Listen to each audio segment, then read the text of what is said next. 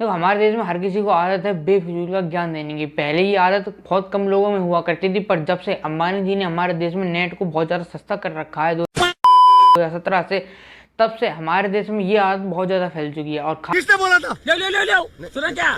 ये भी मेरी गलती है। खास करके अगर इस देश में किसी के पास फ़ोन है, माइक है, सेटअप है अच्छा खासा, तो फ़ोन में इंटरनेट के सामने बैठे वो अच्छा खासा ज्ञान पेल लेता है, वो भी बेमतलब का।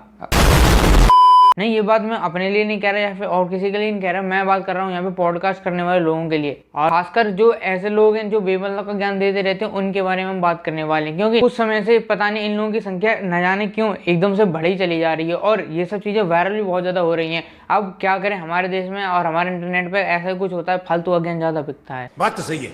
इसीलिए मेरी वीडियो वायरल नहीं आती। से मिली अभिषेक सर, इनको तुमने आज के टाइम पे इंटरनेट पे हर दूसरी रील में, हर दूसरी वीडियो में कुछ ना कुछ बोलता हुआ, कुछ ना कुछ ज्ञान देते हुआ सुन लिया होगा।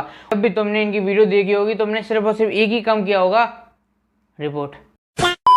और तुमने यही सोचा होगा कि भाई है कौन, तो अभिषेक सर कौन है, क्या है, ये मुझे भी नहीं मालूम। इतना मालूम कि इस इंसान को दुनिया में अगर सबसे ज्यादा किलत, सबसे ज्यादा जलन और सबसे ज्यादा दिक्कत अगर किसी इंसान से, वो है अंबानी, धीरूभाई अंबानी हो या फिर मुकेश अंबानी हो या फिर उनके छोटे भाई हो। इन्हीं तीनों चारों लोगों से इनको बहुत ज़्यादा परेशानी है और पता नहीं क्यों है, आज तक ये भी समझ में नहीं आया। और मुझे कभी कभी ये लगता है कि अगर इनकी इतनी सारी वीडियो और इतना जाना जो फालतू का ज्ञान देते हैं, अगर किसी दिन मुकेश अंबानी ने देख लिया, नहीं अगर इनकी वीडियो देख ली और मुकेश अंबानी के सामने एक कमरे में एक तरफ अनिल अंबानी होंगे और दूसरी तरफ राहुल गांधी होंगे, तो सबसे पहली गोली इसी के पिछवाड़े मारी जाएगी। कभी कभी लगता है कि इस बंदे की लाइफ में अगर कुछ भी खराब हुआ है वो सिर्फ और सिर्फ अंबानी की वजह से हुआ है।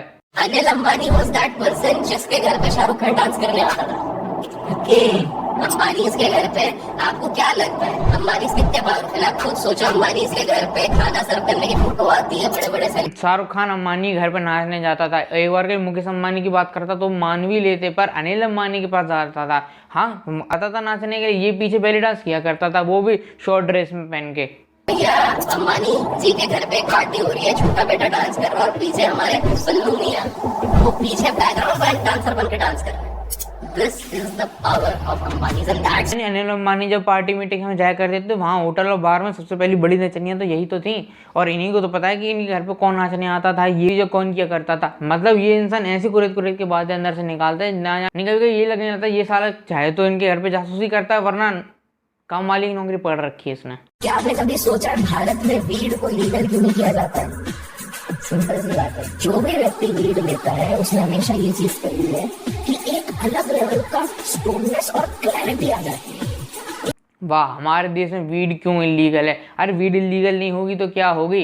के टाइम में ऐसे पॉडकास्ट करने वाले ज्ञानी लोग आ रहे हैं जो वीड को ही ग्लोरीफाई कर रहे हैं। वो कह रहे हैं भैया वीड जो होती है बहुत बढ़िया होती है, जो लोग खाते हैं उनके माइंड में क्लियरिटी आ जाती है, क्लियरिटी आ जाती है, सामने 4-5 लोग दिखाई देते हैं, धुन में टर्न हो जाते हैं। इस चीज को तुम क्लियरिटी कहते हो? सबसे बड़ी बात यह है कि इतना सब बोलने के बाद भी लोग इनको सीरियसली लेते हैं और इनके को अपने पॉडकास्ट में बुलाते हैं, या फिर लोग इनके पॉडकास्ट में चले जाते हैं ज्ञान इनका सुनने के लिए। मतलब कि ऐसा अगर हो कह सकता है। इस बार के लिए रणवीर अलाहाबादिया के पास जो क्लाइंट आते हैं उनकी थोड़ी बहुत समझ भी हो, उनकी थोड़ी बहुत इज्जत भी कर सकते हैं, क्योंकि अच्छे लोग आते हैं, वो ज्ञान देने वाले लोग आते हैं और ऐसे लोग आते हैं जिनके बातें इंसान सुन के थोड़ा फील अच्छा कर सके। पर इनके पास ना जाने क्या ऐसा है कि हर कोई इनके पास आ भी जाता है और इनके पास कुछ है भी नहीं। कुछ भी ऐड करो तो 7 हो जाता है। नोटिस करो, नोटिस ही नहीं कर रही वाली चीज। 2023 का जब वर्ल्ड कप हम हारे, 2023 का जब वर्ल्ड कप हारे, बड़ा इमोशनल हुआ था, हम लोग कितने फ्रस्ट्रेट हो गए थे।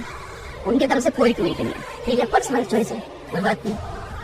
सुशांत सिंह राजपूत की जब मृत्यु हुई, काफी बड़े बड़े लोगों ने ट्वीट किया, इन व्यक्ति ने एक भी ट्वीट नहीं किया। चलो पर्सनल चॉइस है, विवाद में नहीं आना चाहते, ठीक है, जो भी है उस हिसाब से नहीं किया। कोहली साहब और रोहित शर्मा जी का रिटायरमेंट हुआ, इतने बड़े लेजेंड्स हैं, उनके लिए भी कोई ट्वीट नहीं हुआ। लेकिन इस शादी के लिए अलग से इतना बड़ा ट्वीट लिखा गया, ट्वीट छोड़ो गाना गाया गया। अरे उसको पैसे मिल रहे होंगे तो मैं क्या मतलब है, एम एस धोनी ने ये नहीं किया वो नहीं किया। अरे उसकी इंस्टा आईडी, उसको अपने आप से मतलब तुम्हें क्या है, तुम्हें तो दूसरों की पॉडकास्ट में जाके वीडियो को ग्लोरीफाई करना है। उस बंदे ने कम से कम कुछ और उल्टा सीधा तो नहीं किया, शादी की ही फोटो डाली, शादी की वीडियो डाली, बात की तो नहीं डाली ना। तो मिल गई होंगी एक पोस्ट के 50 करोड़ रुपए, अच्छा खासा तफरा रीजन कर करके उसके घर पे पैसा थोड़ी ना आ रहा है, इसी से पैसा कमाएगा ना, पर से रिटेंशन में, और उसके रुपए कम कर दी, कहीं ना कहीं से रिकवर करेगा आदमी या नहीं करेगा।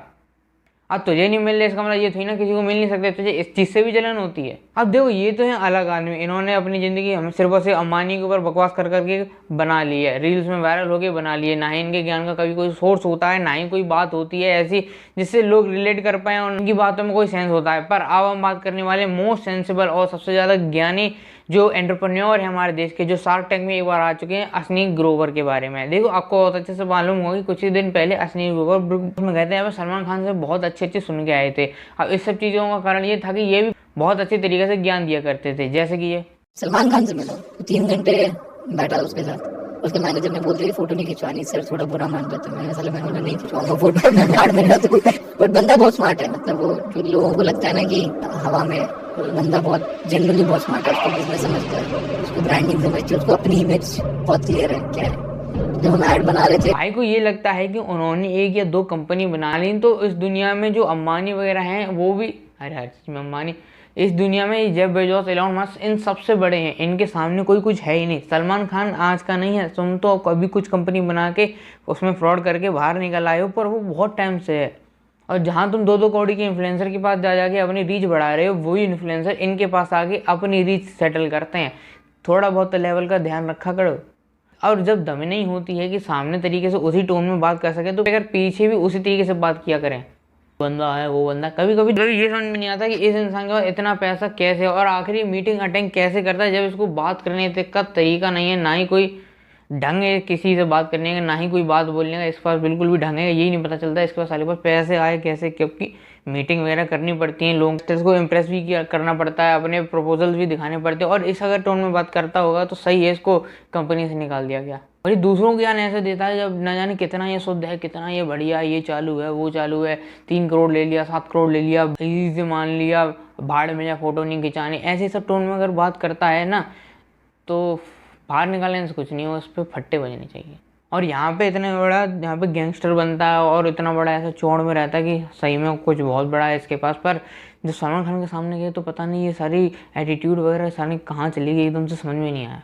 अब चलो ये तो फिर भी है कि बिजनेस की बातें हो रही हैं, ज्ञान की बातें हो रही हैं, रोस्ट की बातें हो रही हैं, पर आजकल जो कुछ जो लड़कियां होती हैं वो फोन भी एकदम क्रेजी पॉडकास्ट करने की सोच रही हैं, जैसे कि ये मैं साइकिल के ऊपर बैठ के सीढ़ी से नीचे रोड रैश एंड देन धड़ाम करके आवाज आया, तब मेरी मम्मी भाग के आई। क्या तोड़ा तूने इस इंसिडेंट में? तभी ऐसा रहा। Then she took me back home and everything, I sleeping okay after. ताकि इनकी कमेंट सेक्शन किसी दिन अगर आप खोल के देखो तो आपको पता चलेगा कि ये और इनकी कॉमेडी कितनी ज़्यादा अच्छी है। ये जो जिस बच्चे के बारे में बात कर रही हैं, 4 साल के बच्चे के बारे में, और उसको भी ये पॉडकास्ट दिखाया जाए ना, वो भी रोस्ट करके चला जाए, हंसे ना बिल्कुल भी। और ये पता नहीं चलता कि बस एक लाइन बोलती हैं, एक शब्द बोलती हैं, उतने में की 4-4 सहेलियाँ एक इकट्ठा हंसने लगती हैं।